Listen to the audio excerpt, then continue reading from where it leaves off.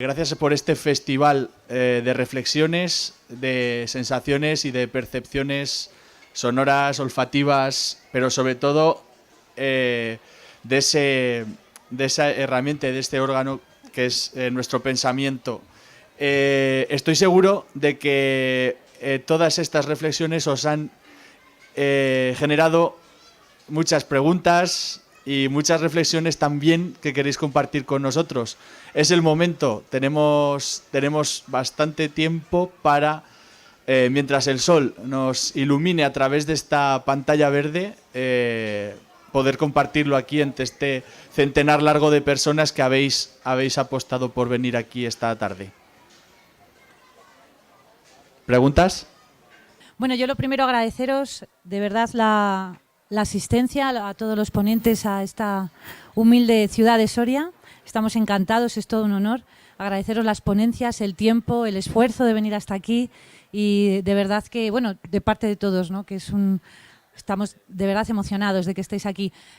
También a los asistentes porque mola mucho organizar esto y que venga gente, ¿no? Y de verdad muchísimas gracias y a la organización, a todos los chicos de Ambientalia que han trabajado muy duro para esto. Nos habéis dado unas pistas y unas ideas ya, muchas, y pinceladas de por dónde deberíamos de caminar, ¿no? Pero me gustaría que más, o sea, exprimiros todavía un poco más, sabiendo, como conocéis seguro, la situación de Soria y la situación de nuestro patrimonio cultural, natural y humano. ¿Por dónde pensáis que deberíamos trabajar? ¿En qué nos tendríamos que...? ¿Cuál es nuestro pilar fuerte, ¿no? ¿Por dónde nos recomendáis un poco, hacernos un poco de guías, ¿no? en este camino del turismo sostenible y de la conservación? Es un poco difícil, pero bueno, yo con un par de ideas ya me conformo. Empiezo yo por romper el hielo, pero seguro que será muy, muy pequeña la aportación que pueda hacer y a ver si entre todos conseguimos dar alguna respuesta. Al final creo que estas cosas se construyen entre todos y podemos dar una pincelada, pero creo que son los habitantes de los territorios los que tienen que encontrar su respuesta particular y adaptada a su realidad concreta. En concreto en Soria, en la zona global provincia y de la región, creo que en este caso la actividad agraria es una de las claves que sí que puede estar detrás de cómo vincularlo todo. Es cierto que tiene agraria y forestal, pero sobre todo agraria también.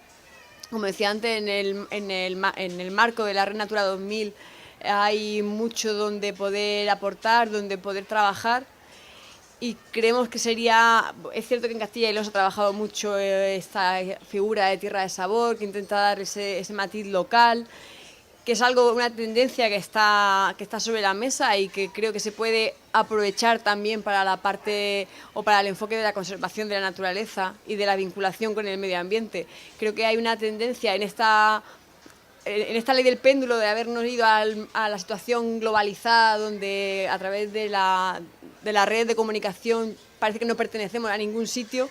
De repente como que hay una ley del péndulo que nos lleva otra vez a que la sociedad esté volviendo a buscar lo local, a sentirse identificado con su territorio y con sus paisajes, como decía Joaquín, y ahí los paisajes agrarios en la zona creo que son muy, muy relevantes y quizás por ahí se pueda buscar un marco en el que trabajar. Para nosotros en este entorno de conservación de aves es fundamental y creemos que tiene un potencial, no es la única respuesta, pero que puede aportar mucho. Bueno, yo no tengo una respuesta, pero sí una reflexión. De estas que son gratis, o sea que no me comprometo a nada. Bueno, Joaquín ha dicho los dos significados de capital, ¿no? Hay un capital, el económico, que nunca es suficiente, por mucho que tengamos, siempre hará falta más. Pero el capital natural es cada vez más escaso y aquí en Soria, por las razones históricas, abunda el segundo. Yo creo que es el capital que hay que cultivar y hacer florecer y sacarle partido. Y creo que los sorianos, como las regiones más despobladas, en general nos ha caído una responsabilidad que es ser los últimos que mantenemos ese capital, ¿no? Ya veremos cómo se le saca rendimiento y cómo se vive de ello, pero creo que por ahí va la clave. Yo creo en la excentricidad. Creo que la única manera de distinguirse, en el buen sentido de la palabra, en el respeto, es tratar de salirse de la norma. Estamos muy encorsetados en las normas, estamos demasiado reglados y somos a veces bastante cobardicas en proponer ideas absolutamente locas que, porque no las promueve un inglés o un francés o un italiano o un alemán, no puedan desarrollarse. Pongo un ejemplo bastante sencillo. Yo llevaba un montón de tiempo con ganas de montar un concierto de cuerda y viento en medio de 20 alpacas de paja en la estepa cerealista. Y lo conté hace ya un montón de años y me miraban como diciendo, ¿pero qué vamos a hacer allí en mitad de la Armuña, una zona cerealista de Salamanca, con un montón de músicos clásicos tocando allí a media tarde rodeados de las rastrojeras? No os preocupéis, ya lo hará alguien. Lo acaba de hacer la Fundación Sorigué en Cataluña, porque lo habían hecho los franceses en sus zonas cerealistas. Es decir, no podemos tener miedo a hacerlo raro, a hacerlo distinto, a hacerlo excéntrico.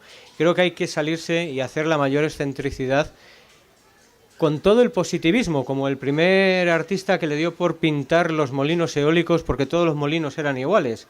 Él dijo, pues en Navarra, dijo, pues los voy a pintar de colores. Puede ser muy Agatha Ruiz de la Prada en un momento dado, pero si está bien integrado en el paisaje, ¿por qué no? Y la gente de repente le dio por ir a ver los molinos. Es decir, la gente necesita tener actividades distintas, actividades excéntricas. Creo que en la excentricidad está una de las vías de solución. Y yo creo insistentemente en el arte. Y yo soy un biólogo que se dedica a restaurar paisajes. Yo trabajo con lo más duro que existe dentro de este oficio. Yo no me dedico a conservar el oso pardo ni los linces. Yo me dedico a recuperar paisajes de canteras y de graveras. Que eso es un bazooka metido en el paisaje. Y esa es mi vida. Pero creo que es lo necesario que hay que hacer. Hay que recuperar los paisajes perdidos. Igual que hay que recuperar el tiempo perdido, hay que recuperar los paisajes perdidos. Entonces, para mí la provocación del arte seguramente sea una de las mayores manifestaciones de atracción que puedan generar los paisajes, los entornos y los paisanos para que la gente venga. Y lugares como Soria, como los entornos sorianos, que me encanta describirlo como turismo del silencio para minorías con sensibilidad, porque eso es Soria. Yo llegué a escuchar mi corazón literalmente palpitar en un campo de trabajo, en un campo de voluntariado, recuperando una cañada real aquí. Y era tanta la soledad y tanto el silencio que hubo un momento que dije, joder, no sé qué estoy escuchando. Y me di cuenta que era mi corazón. Queda muy poético, pero era totalmente orgánico. Eso, y aprendí a escuchar las codornices. Y aprendí a leer a Machado, ¿no? Entonces, creo que estos paisajes tienen una atracción tremendista hacia los artistas. Y creo que buscar salidas a través del arte y la naturaleza, del land art, es una gran oportunidad que puede tener Soria con esa personalidad paisajística que tiene. Bueno, yo, pues en línea con algunas de las cosas que he expresado, yo me atrevería a una cierta campaña, no de publicidad, sino precisamente de sensibilización, pues con llamamientos parecidos a estos. Ven a contemplar tu inocencia. Si quieres saborear la mejor dieta visual y sonora, pues vente a Soria. Si te quieres llevar lo mejor de ti mismo de un viaje, déjalo todo como estaba. Cosas de este estilo. Probablemente evitaremos la masificación, pero también el que venga vendrá con la premisa de que se va a encontrar con lo que realmente falta en todos esos lugares donde sobra sobre todo ruido, sobra incoherencia, sobra masificación, ¿no? El ejemplo que da este bellísimo paraje de la dehesa de Soria es la auténtica naturaleza. Está para todos, para buenos y malos, para los ricos y pobres, para todos por igual. Antonio Machado ya nos enseñó mucho con sus escritos, como sus poemas y sus versos, a admirar la naturaleza. Pero en un paraje como el de la dehesa de Soria, donde debajo de un árbol se puede escuchar a un ruiseñor y darle de comer a una ardilla en tu propia mano, es el ejemplo más vivo de la democracia auténtica y verdadera, no la de los políticos que se amparan en la democracia para hacer su corrupción y enriquecerse arruinando a las masas más pobres. Perdonen, buenas tardes. Está usted disculpado. Esto es un parlamento. ¿Algo que añadir o que puntualizar? ¿Sí? Yo estoy contento de haber estado aquí para escuchar buenas palabras, bonitas palabras, para escuchar filosofía, al fin y al cabo, que es lo que la mayoría hacéis, y lo hacéis muy bien. Yo tenía a Joaquín Araujo y le sigo por un naturalista, pero al final creo que es más un filósofo, un poeta, un pensador o algo parecido a eso. Seguro que naturalista también. ¿Me permites una interrupción? Por supuesto. La mayoría de los naturalistas no lo saben, pero son bastante poetas. Bien, la realidad es que la mayoría de vuestras intervenciones, incluso la del compañero que acaba de intervenir ahora, son más filosofales y más poéticas de lo que yo esperaba, con las jornadas de turismo. En realidad, Soria es una provincia que se muere, que está desapareciendo, y está desapareciendo delante de la cara de todo el mundo. En los años 60 empezó a marcharse la gente, y en el pueblo de mi padre recuerdo que había, según me dice él, del orden de 100 casas abiertas. En los años 90, o sea, 30 años tan solo, se murió la última persona que allí vivía. Ya no vive nadie. Siempre se habla, Yolanda ahí sabe, que el turismo en este país, en esta provincia, sería interesante volver a esa vía para conseguir gente que venga aquí. La realidad es que lo que vosotros sabéis, lo que Joaquín comenta, la poca gente que yo conozco que viene a Soria viene precisamente porque ya lo sabe, porque en Soria hay muy poco ruido, en Soria se vive bien, se duerme bien por las noches de verano, no molesta a la gente, o sea que la gente que ya viene por eso, en mi opinión. Por otro lado está el otro turismo de naturaleza. El turismo de naturaleza que se hace en Soria es el de la Laguna Negra. En Semana Santa, 4 días, 40.000 personas. Creo que lo que hablábamos antes, el turismo sostenible no lo es. No me lo parece, a mí no me lo parece. El sur de Soria, como no tiene árboles, está abandonado. Podéis recorreros si lo conocéis o acercaros, los pueblos son más que adoberas caídas. La mayoría de las casas están caídas. Y sin embargo, yo conozco a gente que dice que al sur no iba por eso, precisamente porque no tenía árboles y no lo conocía, hasta que luego ha empezado a conocer los pequeños meandros o los pequeños cortados de piedra o los barrancos interesantes o la botánica interesante que hay por el sur, que es espectacular, ¿no? Y eso se desconoce totalmente. La mayoría de la gente lo que quiere es lo que decíais por ahí, venir y decir que ha venido a Soria y ha visto esto. Os cuento un caso concreto para que veáis cómo va la cosa.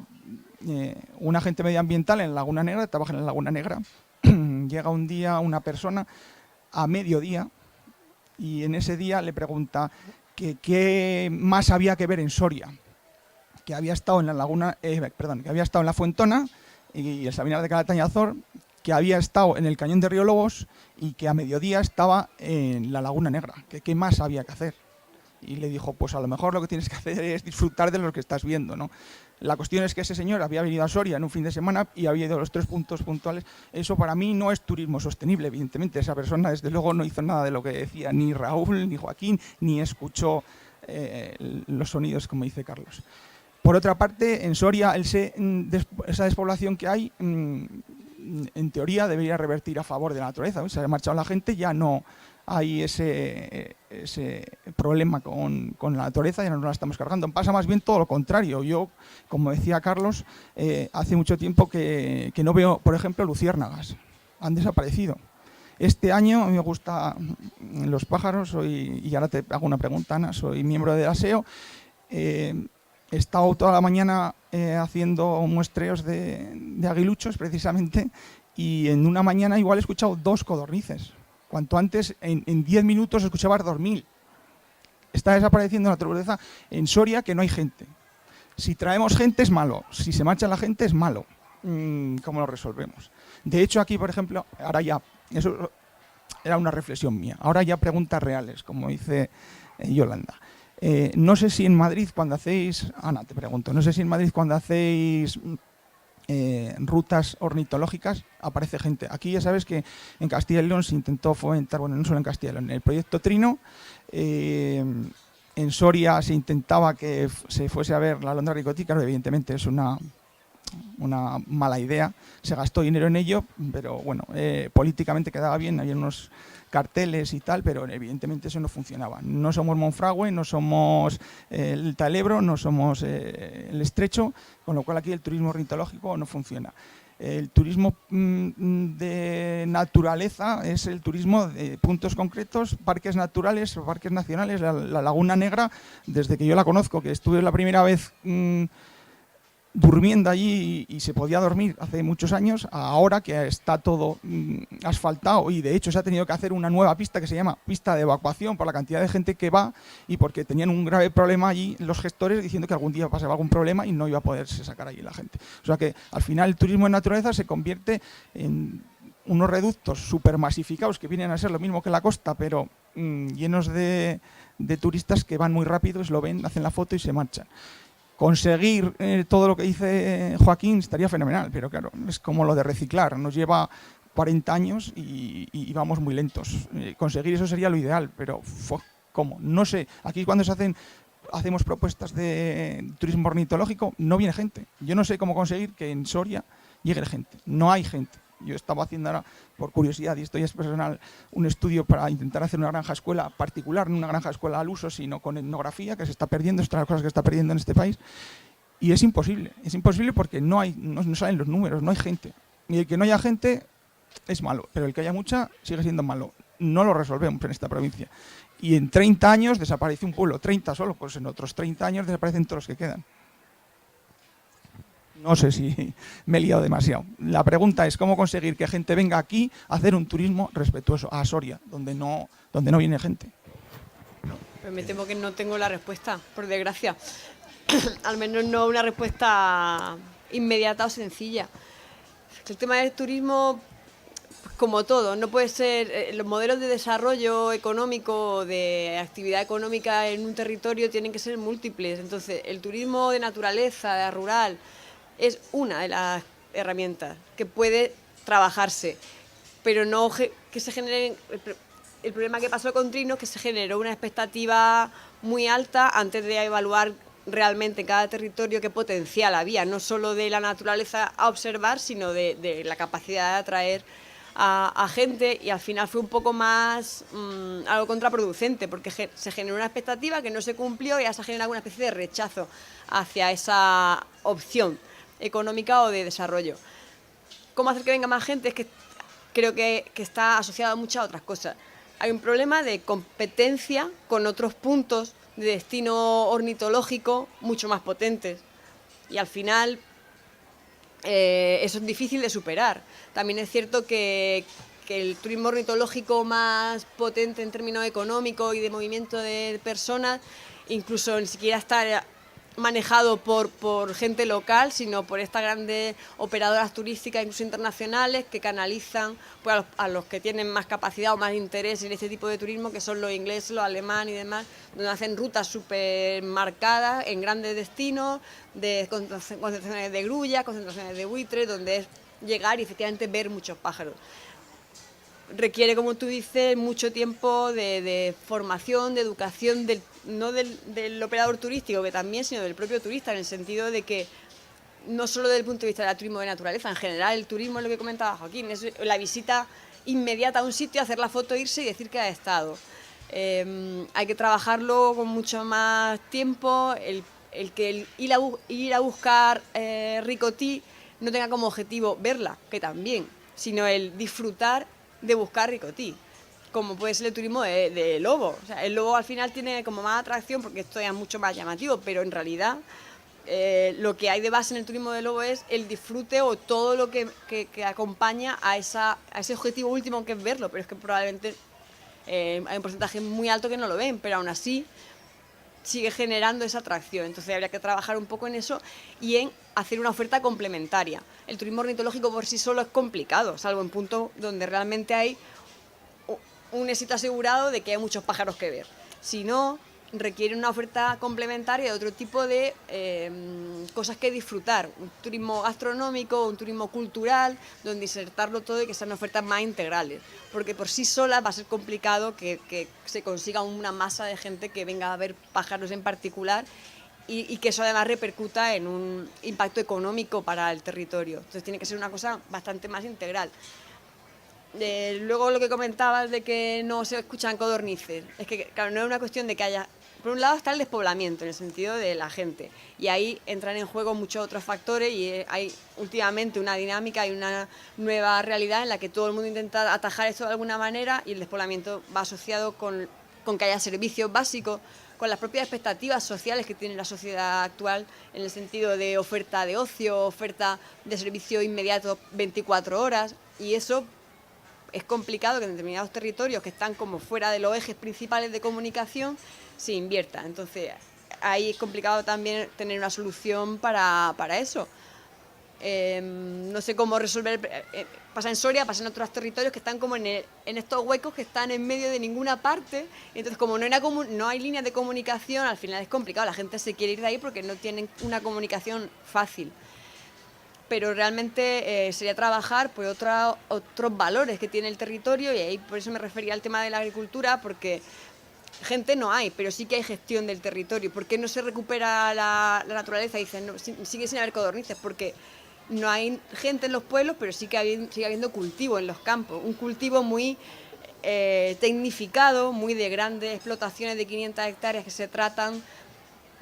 Hay mucha siembra directa, pero bueno, eso no siempre resuelve todo el problema de biodiversidad.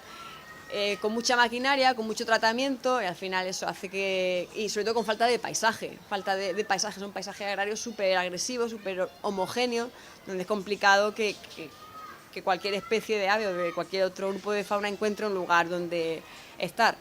Las codornices en particular es que tienen el factor añadido de que son migratorias, con lo cual tiene esa complejidad adicional.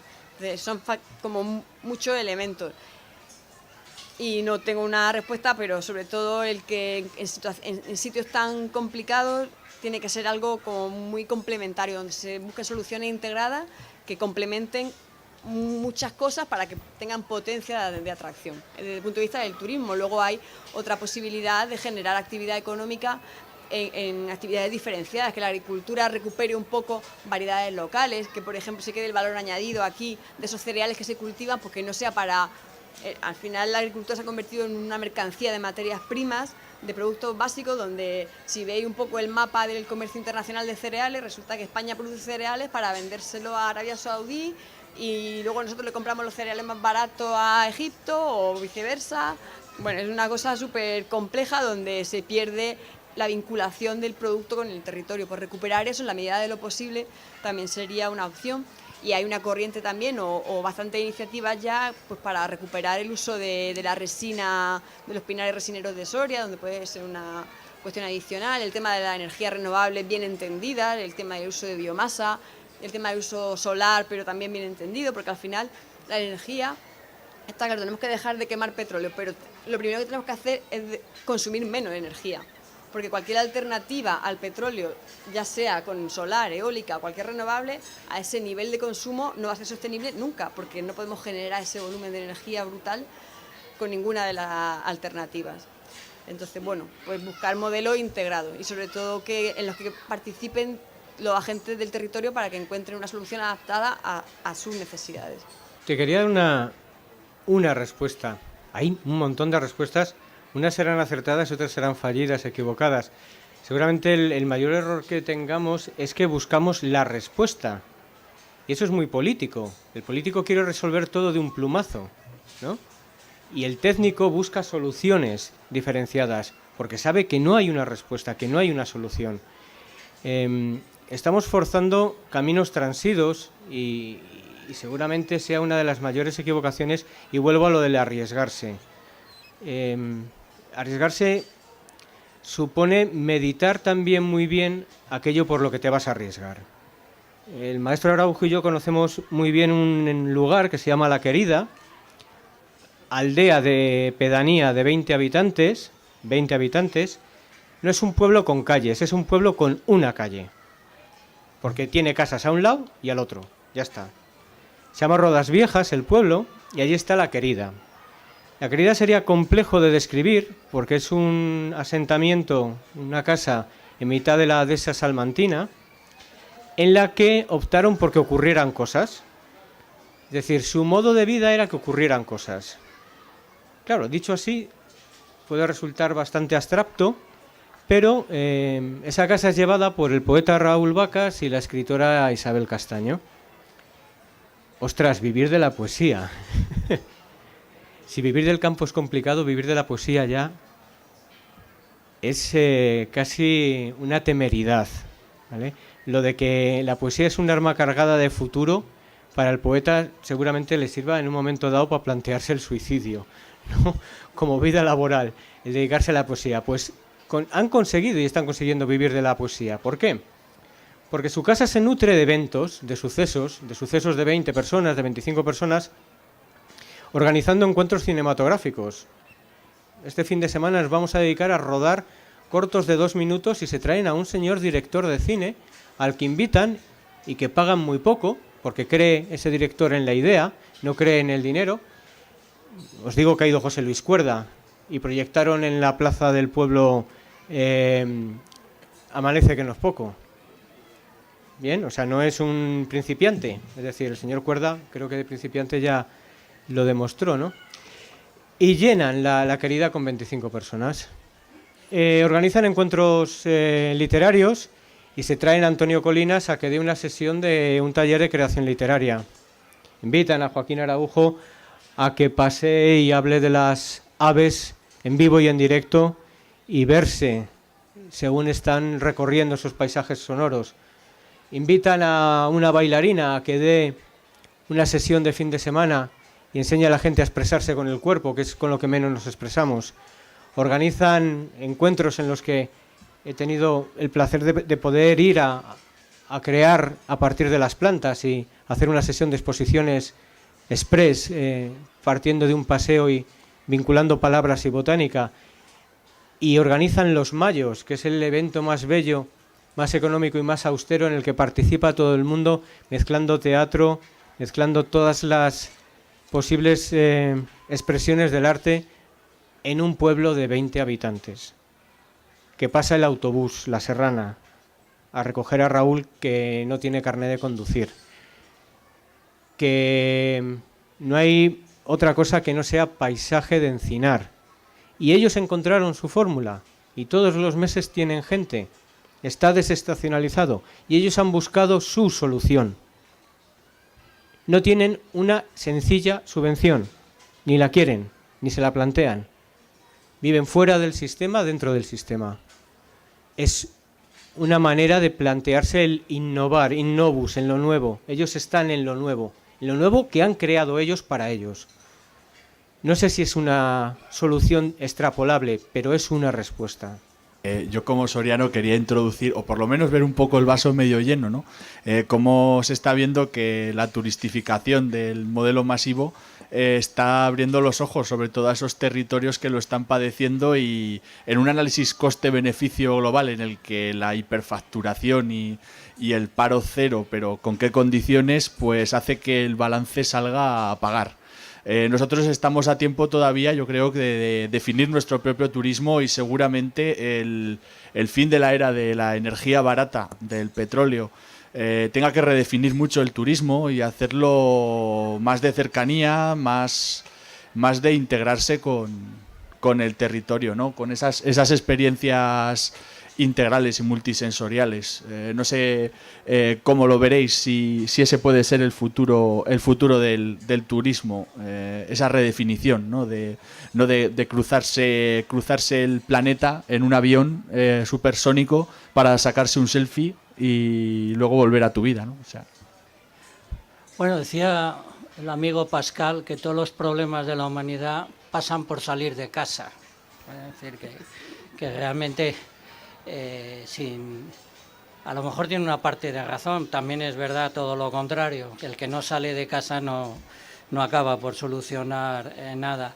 Pero yo creo que realmente de lo que se trata es de que haya la suficiente vinculación entre lo que es una realidad absolutamente única, oportuna, sobre todo muy fértil, porque vuestra naturaleza es muy fértil, es muy propositiva, es muy atractiva para la sensibilidad mediana. Por tanto, es un poco un esfuerzo de que, por mucho que sepamos que siempre va a ser un viajero más minoritario, por lo menos que sea suficiente.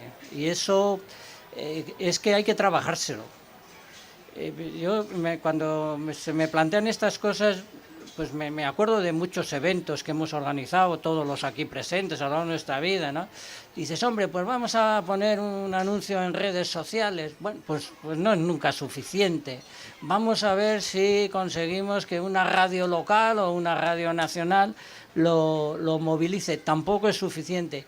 Hay que intentar que lo que uno ofrece pues llegue y la verdad es que hay que trabajárselo. Hay que trabajárselo no solo a través de la totalidad de los modos de la comunicación, también a través de la totalidad de los formatos dentro de esa comunicación, y hay que trabajárselo también a través de los recursos que pone a nuestra disposición pues una parte de los circuitos administrativos convencionales, ¿no? Y por tanto pues es un crecimiento difícil y lento, pero que no hay que desanimarse en absoluto, ¿no?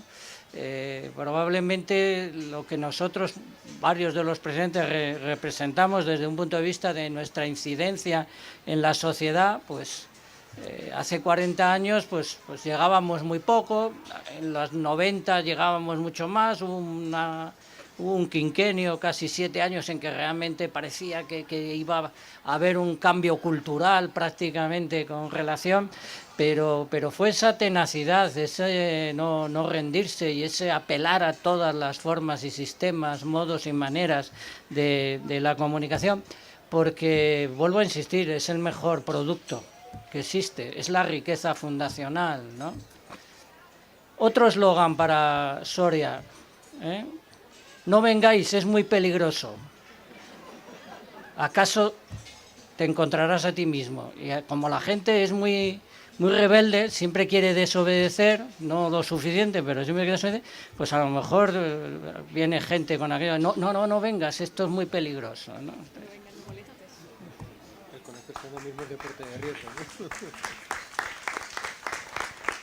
Pues de Soria al mundo, no vengáis. Si me permitís, ya que no habla nadie, yo solo una última reflexión. La cuestión es que los sorianos nos hemos especializado en algo, que es en marcharnos. La realidad es esa. Alguna vez lo leí, yo tengo bastante peor memoria que vosotros, pero alguna vez leí que ya desde la transhumancia todos los pueblos querían que su pueblo, por muy pequeño que fuera, tuviese una escuela. Pues ahí tienes otro eslogan. Ven al lugar de donde se fueron demasiados. Se fueron demasiados, ciertamente. Yo, como comentaba, decía que todos los pueblos, por pequeños que fueran, tenían una escuela, y cuando venían los indianos lo primero que hacían era hacer una escuela si no había. Y los pastores, cuando marchaban de aquí, que el pastor siempre era el más cateto del pueblo, permitiéndome eso, pues iba a Andalucía o a Extremadura y era el que enseñaba a leer a los paisanos, ¿no? Y toda nuestra vida lo que nos hemos dedicado es a intentar formar a nuestros hijos, que de hecho seguimos haciéndolo. Los estudios de nuestros hijos son los niveles más altos que hay en España, pero al final, como están muy formados, no tienen trabajo en Soria. No tienen trabajo en Soria y acaban marchándose fuera. Y el problema luego resulta de ahí, Raúl, que como somos tan pocos, luego hay muy poca gente que sea capaz de innovar o de crear una cosa o de hacer una idea rarita. Porque eso que me comentas tú en Salamanca, no los conozco. Conozco algo de Salamanca, pero casi seguro que no son del pueblo, ¿no? Vinieron de la ciudad al pueblo. ¿Son del pueblo? Pues la mayoría de los casos es gente que ha vivido otras circunstancias en otros sitios, ha visto que hay, no sé, en Almazán mismo, al lado hay unos paisanos que son holandeses y traen a hacer un turismo ornitológico a holandeses, porque vienen aquí a Soria a ver buitres, porque a nosotros nos parece una cosa tan normal que estén todo el día los buitres botando encima, pero viene mucha gente expresamente a ver buitres porque es una cosa rarita, pero son holandeses, no eran sorianos.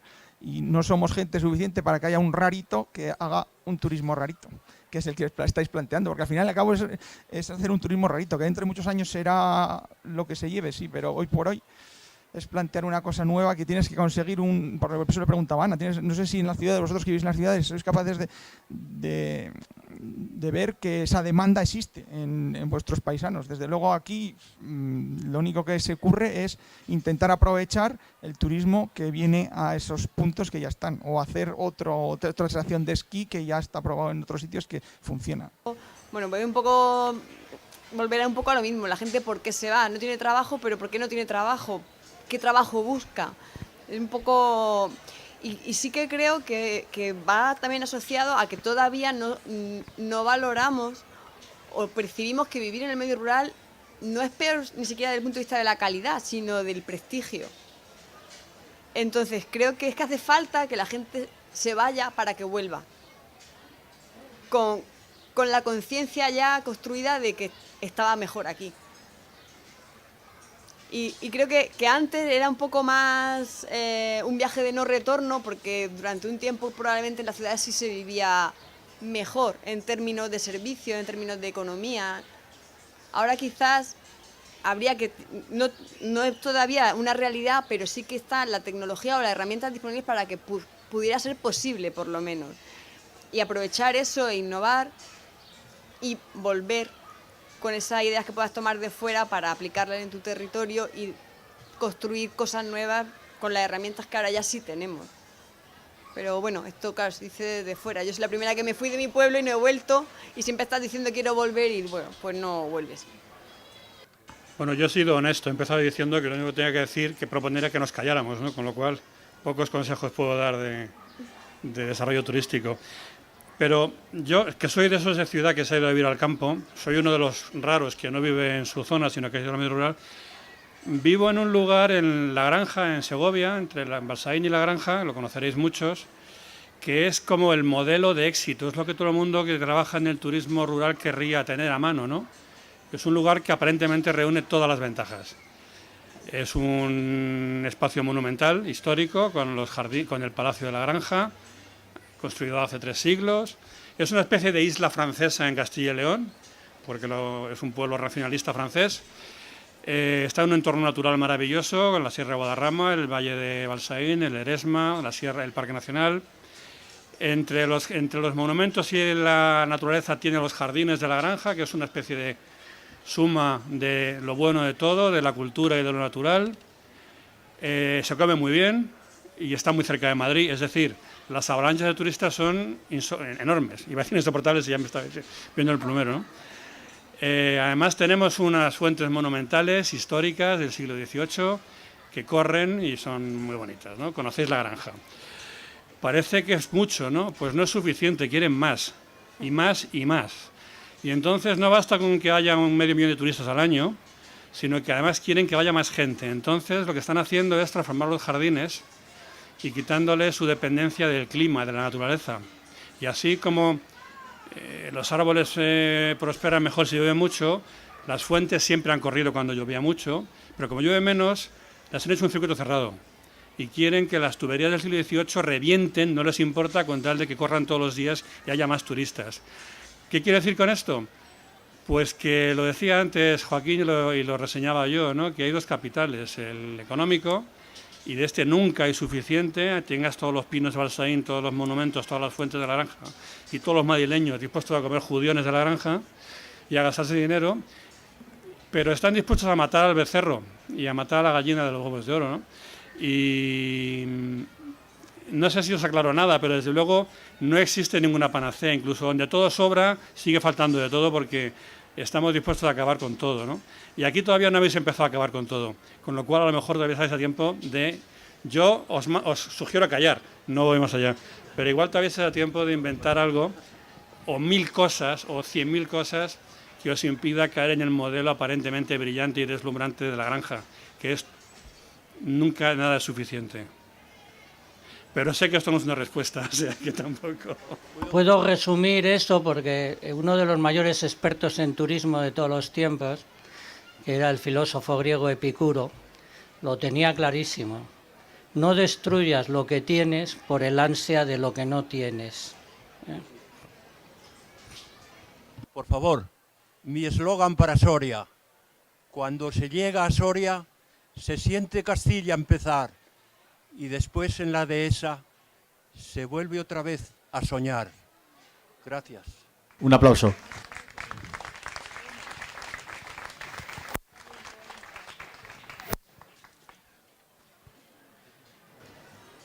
Tiene que haber muchas más preguntas por ahí, en el tintero. Ellos no quieren deshacer la granja, nosotros no queremos que deshagan Soria, pero terminarán deshaciéndolo porque, como dice Araujo, el capital quiere más capital, entonces todo les va a parecer poco. Que tenemos que seguir luchando, vale, pero que no se va a conseguir, como decía el compañero de aquí detrás. Pero donde el capital va a arrasar es donde no haya alternativas. Si se van a enfrentar a un tejido económico autóctono, local, autosuficiente, bueno, arrasarán porque arrasan con todo, pero lo tendrán más difícil. Por lo menos tendrán que dar la cara. Sí, para eso están las iniciativas de abajo arriba, y de hecho conocí hace poco en unos pueblos de Segovia cómo los propios vecinos, sobre todo los 5 o 6 que suelen tirar del carro y que luego tiran de los demás, que estaban recuperando las hacenderas, estaban empezando a convertirse en una especie de Fuenteovejuna. Y eso hay a ciertos políticos que les da miedo, ¿no? Pero que al final lo que es una revitalización del tejido social, porque yo creo que lo que más puede apetecer luego a un turista rural o a alguien que quiere una experiencia integral es estar en un entorno vivo, ¿no? No solo en el agrosistema, sino en una sociedad, una microsociedad que todavía se tiene en pie. Puedo intervenir un momento. No tenía intención porque estos días he intervenido un poco y quería que lo hicieran más personas. Se están diciendo cosas muy importantes en Soria. Yo cada vez que voy a algún foro, sea con la temática que sea, salen reflexiones como la que ha hecho mi conciudadano y me sugiere muchas cosas. Lo primero, decirte que eso que tú dices es una realidad, pero no es toda la realidad. Y te voy a decir una cosa, yo no nací en Soria. Hace 34 años que caí aquí por casualidad por un contrato y decidí quedarme porque me enamoró el paisaje, el silencio, la belleza de este lugar, y decidí quedarme y luchar porque eso permanezca. Lo pongo como un ejemplo anecdótico. Y se pueden hacer cosas, pero también te doy la razón en algo. Cuando un territorio se vacía hasta un límite importante, adquiere una fragilidad tremenda, porque no queda masa crítica humana que sea capaz de defenderlo. Y en eso estamos en Soria y en muchos lugares de España, de la España interior, en que el vaciamiento es tan importante que no hay una masa de personas que sean capaces ni siquiera de defender lo propio. Y pongo un ejemplo muy claro que a todas nos va a sonar. La macrovaquería de Noviercas, que es justo lo contrario de lo que se puede pedir para el turismo sostenible, para el desarrollo sostenible, para mantener el paisaje, para mantener el agua, para mantener el territorio o para fijar población. Y sin embargo, a las sorianas y a los sorianos se nos está vendiendo como el único futuro posible, o por lo menos el único modelo posible. Lo pongo como un ejemplo porque este territorio y otros, y estoy mirando aquí a una persona que he conocido en estas jornadas que vive en Salamanca o que es de Salamanca, aunque está circunstancialmente aquí, y que está intentando mostrarnos la realidad de la mina de uranio. Bueno, pues los territorios como este, como Salamanca o como muchos otros en este país, están gravemente amenazados y hay que tener una visión optimista, pero también realista. Todo eso va en contra de lo que aquí se ha dicho, de lo que a mí me ha emocionado, escuchándoos a los cuatro. Y en los sonidos, bueno, está también Fernando, claro, por supuesto, pero como no le veo, porque está detrás de la cámara, y también escuchando los sonidos de la naturaleza. Así que hay que tener una visión optimista, pero también, y te voy a decir una cosa, amigo, aunque no sé cómo te llamas, Fernando también. Bueno, te voy a decir una cosa, lo primero que tenemos que aprender los sorianos y las sorianas es a no querer irnos, o a irnos y a volver. Mi marido, que sí es de Soria, dice que a los niños, cuando él era pequeño, desde el principio les decían, les metían en la cabeza como os tendréis que ir, o sea, y de hecho, de 9 hermanos, solo viven 4 aquí, hasta en Australia. Yo no puedo dejar de hacer el comentario respecto de este proyecto de las vacas. Desde luego es que es el exponente de lo que no debería hacerse. Porque no aporta nada más que sí, un beneficio económico puntual al capital que esté invertido ahí, pero no aporta territorio, no aporta población, no aporta reparto de riqueza y sobre todo no aporta un uso sostenible de los recursos, que es un poco el tema de aquí. Y esperemos que al final no lo hagan. La verdad es que no sé en qué punto está. Nosotros también hemos participado un poco en intentar que no. No sé si finalmente saldrá adelante o no. Lo primero, pues eso, pues agradeceros la charla y tal. Y bueno, yo quería comentaros una cosa. Aquí en estas jornadas se está hablando de turismo y naturaleza y tal, y yo considero que es un melón muy grande para empezar a abrirlo, ¿vale? Perdonad la expresión. Hemos hablado, pues eso, pues de deseos, de qué es lo que busco, quién es el cliente que yo quiero. Quiero que venga un señor de Holanda, que con formación, etcétera, etcétera. Yo quería, pues, que vosotros que estéis más puestos en este asunto, pues, si habéis estudiado alguna cosilla sobre estos temas, es que nos describáis un poco un perfil de la gente que viene ahora a la naturaleza y está funcionando ahora como turista de naturaleza. Muchas gracias. Vete al Decathlon. El turismo es turismo quechua. Turismo que es... Nunca he visto ya a la gente tan equipada en el campo.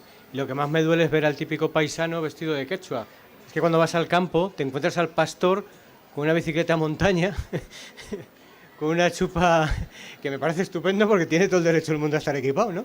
Pero parece que nos han globalizado hasta ese nivel, ¿no? Entonces, el turista de naturaleza está bastante estudiado y está bastante estudiado sus ingresos. Es decir,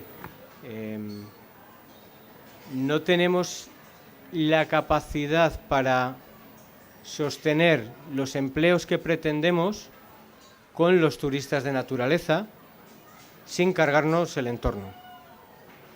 O sea, decía el ilustre Ramón Margalef que el turismo era la prostitución de la naturaleza.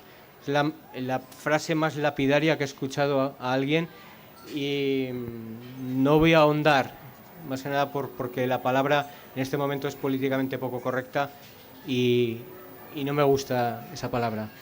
Pero es a veces una sensación de sufrir trastorno bipolar de qué estoy haciendo, ¿no? Estoy tratando de vivir de un entorno que, como decía Carlos, pretendemos que venga cada vez más. El lago de Sanabria, totalmente exitoso el sitio, se ha llegado a colapsar varias veces por no tener una salida, una carretera de desagüe de los coches. 65.000 personas en el entorno del lago y lo que se pide es más aparcamientos. O sea, la respuesta es que se corte monte para que puedan recibir todavía más turistas. Y pongo el caso de Sanabria, pero podría poner casos críticos salmantinos también, ¿no? En la alberca que tú vas un miércoles en invierno lloviendo y hace frío y hay 3 autobuses. Es decir, es el éxito absoluto, ¿no? Creo que una cosa es el turista actual, el turismo quechua que decía yo, ese turista que también es un turista muy selfie, muy que cuelga sus imágenes, y otra es el turista idealizado, el que creemos que va a poder llegar y que ha habido algunos proyectos que nos han vendido que podía llegar. Yo creo que los amigos que tengo, sobre todo son amigas que tienen casas rurales, han decidido elegir su turista en función de los servicios que proporcionan al cliente y han decidido pues compatibilizarlo con otras actividades no normalizadas, no regularizadas, me explico, no son excéntricos, ¿vale? La excentricidad se define simplemente porque te sales del centro. Pero es tan válido como cualquier otro asunto a resolver, ¿no? Creo que se va a llegar a un tope. Es decir, antes salías al monte y no te encontrabas con tanta gente. Nunca te has encontrado con tantos turistas de naturaleza como ahora. No sé si realmente en el turismo de naturaleza encontraremos la única respuesta. Creo que hay que elegir bien qué tipo de clientes quieres que venga, qué les vas a proporcionar con qué te vas a diferenciar, y el fondo escénico puede ser la naturaleza, ¿no? Puede ser ese fondo escénico. Pero quizás estamos equivocando la diana y buscar a un cliente tipo y un cliente que este es el que me va a resolver y que me va a romper la estacionalidad y que voy a tratar de marcar una fidelización constante todos los meses. Creo que hay que inventar tu propio cronograma, tu propio calendario de clientes, marcarlo con una degustación de prestaciones muy distintas y, si no llegas, compatibilizarlo con otro tipo de realidades. Creo que nos estamos equivocando en la innovación, es decir, nos tenemos que reinventar otra vez. Lo de los autónomos, ¿no? Los emprendedores. Ahora tenemos que ser emprendedores. Hostia, no hay más emprendedor que el autónomo, que lleva pagando la seguridad social toda la vida. Eso sí que es emprender, porque se levanta todos los días y emprende. Es decir, voy a ver si hoy como, ¿no? El emprendedor tiene el autónomo tiene dos realidades. Una, que paga la seguridad social y es el tío más sano o la tía más sana que hay, porque nunca se puede poner malo. Es decir, tiene que tener la constancia en el trabajo. Entonces, creo que no debemos mirar hacia atrás. Creo que nos viene un cambio que ya está aquí, del que no somos conscientes, y va a ser un cambio por completo de paradigmas, a todos los niveles. Es decir, hace 15 años, miraros los móviles que teníais hace 15 años. Cómo nos relacionábamos con el entorno, con los ciudadanos, cómo nos relacionábamos socialmente, cómo nos relacionamos ahora 15 años después y qué es capaz de hacer nuestro móvil. Es decir, creo que la metáfora del móvil explica muy bien los cambios que nos vienen y que están encima, están pivotando alrededor de nosotros, y no somos capaces de adaptarnos a la velocidad de crucero que está llevando a la sociedad actual. Con lo cual, creo que es el momento de apostar por ideas estudiadas, ideas formadas. El secreto del éxito no existe, el secreto del éxito es trabajo, trabajo y trabajo, y luego una buena dosis de suerte. Pero quizás uno de los ejemplos más paradigmáticos de éxito, que ha sido Kukusumusu, y han terminado echando a Mikel Urmeneta de la empresa que fue el creador de Kukusumusu, fue dedicarse a vender camisetas. ¡Ostras, qué idea! Vender camisetas. Joder, si camisetas llevamos todos puestos todos los días. Pues él encontró la manera de que eso fuera un secreto del éxito, y fue porque se fue a Canadá y se fue a Australia y vio que había una mercadotecnia del tipo de camisetas muy interesante, y la montó en Pamplona, la montó en el entorno de Pamplona. Es decir, creo que la búsqueda de soluciones tiene que ir por un análisis de qué quiere la gente, y también ser conscientes de que no vamos a vivir toda la vida de lo mismo. Es decir, el modelo Kukusumusu ya está, ya no va a tirar más de ese modelo. Se tiene que reinventar, nos tenemos que reinventar cada X tiempos. No sobrevive el más inteligente, sobrevive el más adaptado. Eso es lo del ejemplo del macho satélite, ¿no? El macho alfa, cérvido, ilustre, con unos cuernos desproporcionados, que se dedica a competir con todos los machos alfa de la zona, o supuestos machos alfa que quieren acceder a ese harén de hembras y de buenas hembras reproductoras, ciervas, todas ellas bellísimas, y está allí pegándose de cuernos, nunca mejor dicho, con todos los machos que quieren aspirar. Y está el macho satélite, que es el tío más listo del mundo, que mientras está el macho alfa dándose pay de cornadas con todo el mundo, se dedica a cubrir a todas las hembras que hay por allí.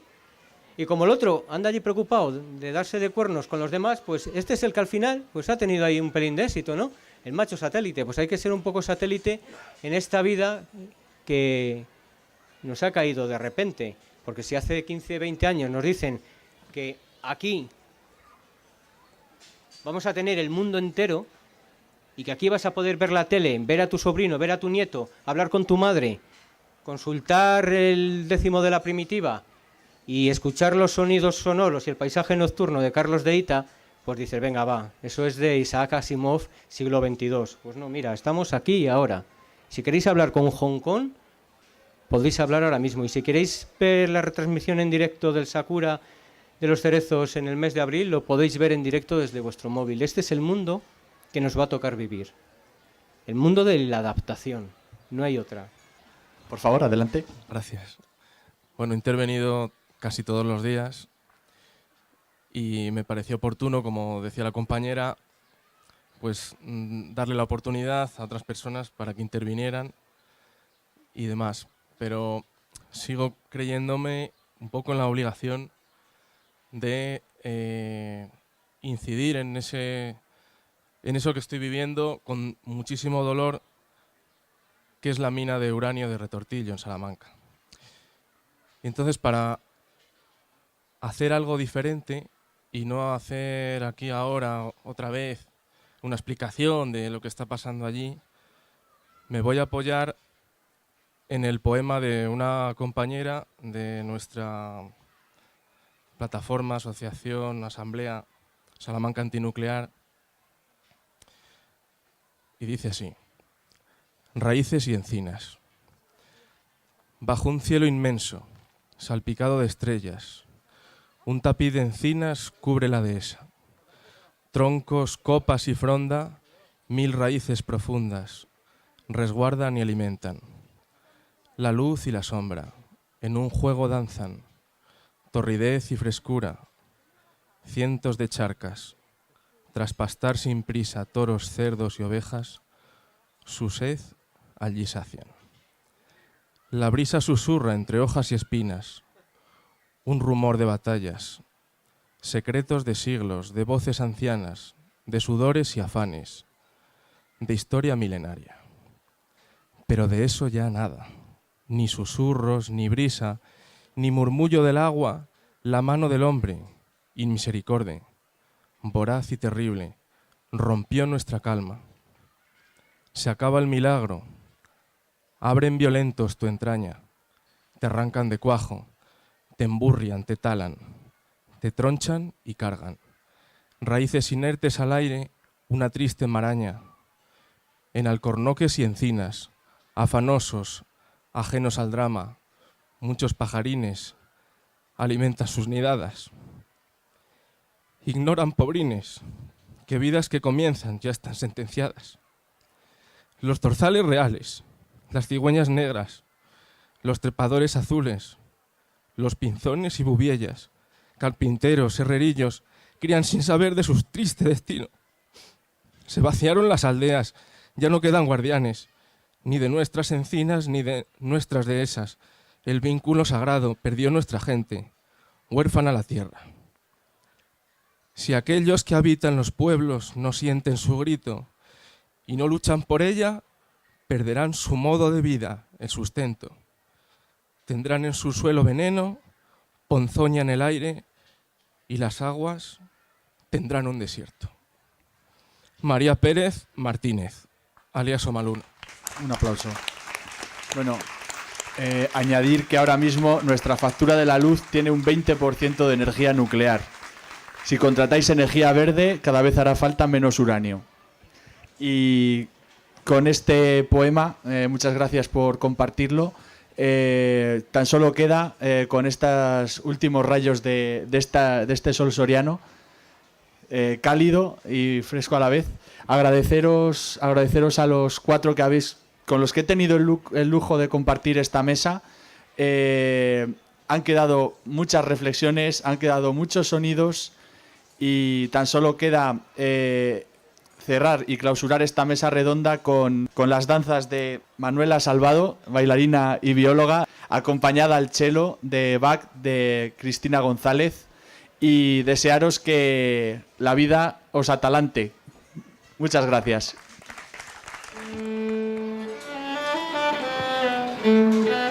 Thank you.